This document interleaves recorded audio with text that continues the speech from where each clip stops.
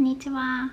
今日のサブチャンネルでは、以前メインチャンネルの方に来ていたコメントについてお答えしていきます。じゃあまずそのコメントを読みます。花子さんは、家事分担はどうされていますか？同棲をしてもうすぐ1年なのですが、家事は主に私がやっています。彼の方が仕事が忙しいので、できる限り協力したいと思うのですが、他のやりたいことや勉強する時間も家事に取られてしまっている感覚があります。彼は頼めば協力してくれますが、家事、特に掃除や片付けが苦手なのもあり、毎回お願いするのも労力を感じます。とりあえず家賃を1万円多く負担してもらうことにしました。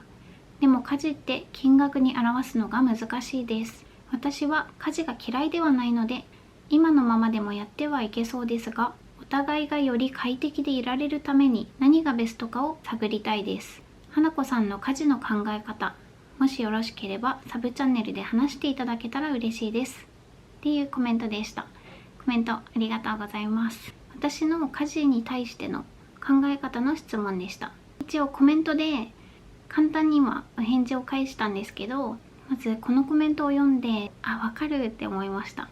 家事ってその日だけのことじゃなくて、毎日のことだから、最初は私の方が家事してるなって思ってても、それが毎日積み重なると、やっぱりどんどん大きな悩みになってきちゃうんですよね。私たちの夫婦の家事分担やそれに対する考え方をお話しします。あくまでも私たち夫婦はこういう形で落ち着きましたっていうお話なので、花子さんたちはこんな感じでやってるんだって聞いていただけたら嬉しいです。私たちの今の家事分担なんだけど、だいたい7対3か8対2の割合で私が多めに家事をしています。料理とか買い物、洗濯、お掃除とかいろいろあるけど、主に私がやってるのが料理ですね。料理はもうほぼ毎日やってるので、これは 90% くらいは私かな。洗濯とかアイロンがけも私がやってますね。あと家事って料理とか掃除みたいな目に見える作業だけじゃなくて、例えば献立を考えたりとか、スーパーに買い出しに行く前に今日は何を買おうかなとか、調味料の在庫を管理したりとか、あと他には私もちょうど昨日やったんだけど、シャンプーとかトリートメントとかの詰め替えとか、そういう目に見えない家事も結構たくさんあるんですよね。私がやってるのよりおいちゃんがやってる方を言うのが早いか。おいちゃんがやってくれてるのがお皿洗いと、あとはお風呂掃除。お風呂掃除は私がまず最初に始めるんですよ。泡スプレーをシュッシュッシュって私はかけて、仕上げのお風呂掃除をおいちゃんがやってくれるって感じですね。あとは買い出しに行くのとかは2人で行くことが多いかな。たまにおいちゃんが仕事してる時とか、私が一人でちゃちゃっとスーパーで買い出しに行ってます。でも私が仕事に追われてて、今日ご飯も作れないっていう時はおいちゃんに作ってもらったりすることもあります。でおいちゃんもね、もちろん仕事をしていて、仕事量で言うとおいちゃんの方が多いんですよ。なので仕事の負担を考えると、自然と私が家事を多めにやるようになりました。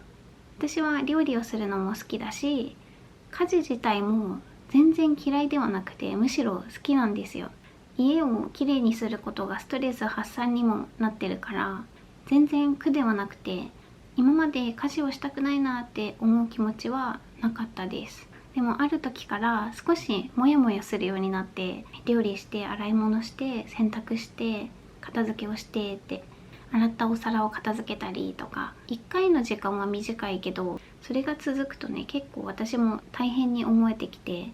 私は大変だけどおいちゃんは楽してるって思ったわけではなくて、おいちゃんはおいちゃんで私が家事してる間仕事を頑張ってくれてるから、私とおいちゃんでそれぞれの役割で考えようと思ったんですよ。でも世の中のカップルの中には、それぞれ同じくらい仕事もしていて、同じくらい家事もしているカップルだったら、それはそれでバランスが取れてるから、私たちがもしそういう風にできたら、私もモヤモヤがなかったんだと思うんだけど、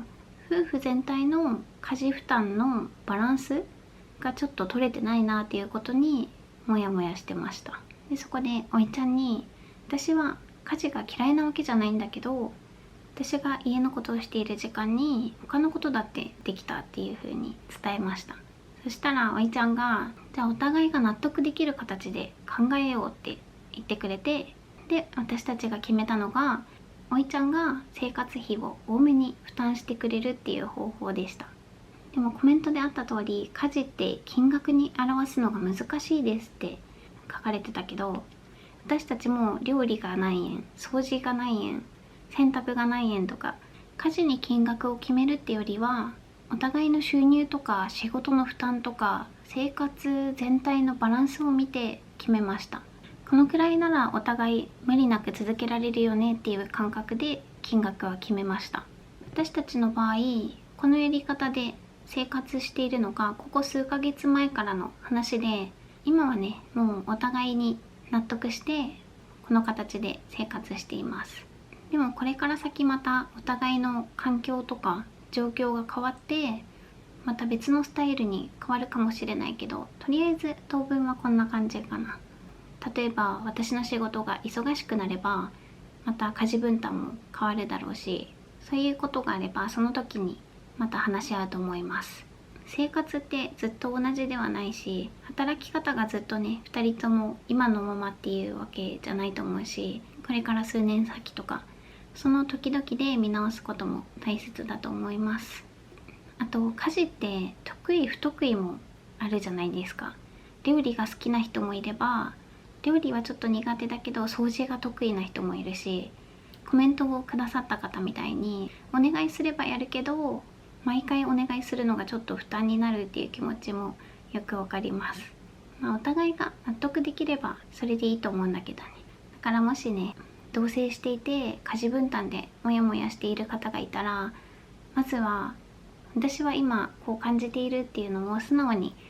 伝えてみるのがいいと思います。でそれで話し合った結果、じゃあ家事分担の役割を決めようってなるかもしれないし、そこは変えられないからその分お金の負担を変えるっていうやり方もあるし、また別の方法があればそのやり方になるかもしれないしね。夫婦によっていろいろ答えはあると思うのですが、私たちの場合はお金の負担を変えました。ちなみにこうなる前は私たちはほぼ折半で生活費は払っていました。他のお家ではどんな家事分担をしているんだろう。ちゃんと決めてるところが多いのかな。もしうちはこんな感じでやってますよっていうものがあればぜひ教えてください。今日の動画では家事分担の負担についてお話ししてみました。本日もご視聴いただきありがとうございました。